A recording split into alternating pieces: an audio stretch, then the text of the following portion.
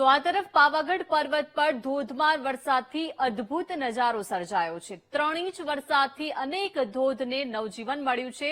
પર્વત પરના જુદા જુદા 10 જેટલા ધોધ સક્રિય થયા છે।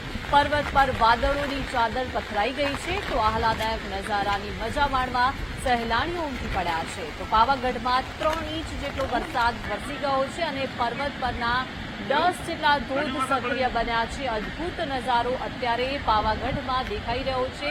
પાવાગઢમાં 3 ઇંચ વરસાદ વરસ્યો છે અને આ નજારાને માણવા માટે સહેલાણીઓ મોટી સંખ્યામાં ઉમટી રહ્યા છે। પર્વત પરના 10 ધોધ સક્રિય થયા છે।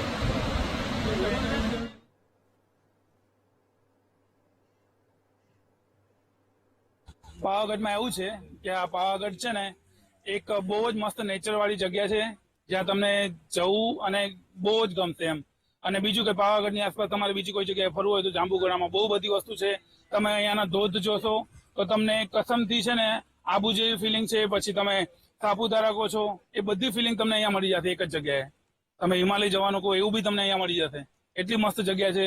તમે ડુંગર ઉપર જાઓ ત્યાંના પણ જે સ્ટેપ્સ છે, પગથિયા છે, ત્યાંથી જે પાણી વહે છે એની પણ મજા કંઈક અલગ જ છે। નેચર એવું હતું કે આબુ કાશ્મીર જેવો અહીંયા નજારો છે આજે, બરોબર।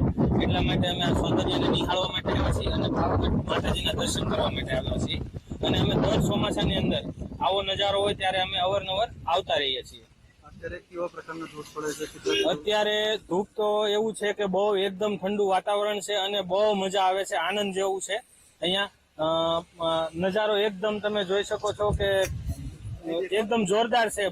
મોસમમાં શું કહેવાય કે અતિ આનંદ આવે છે।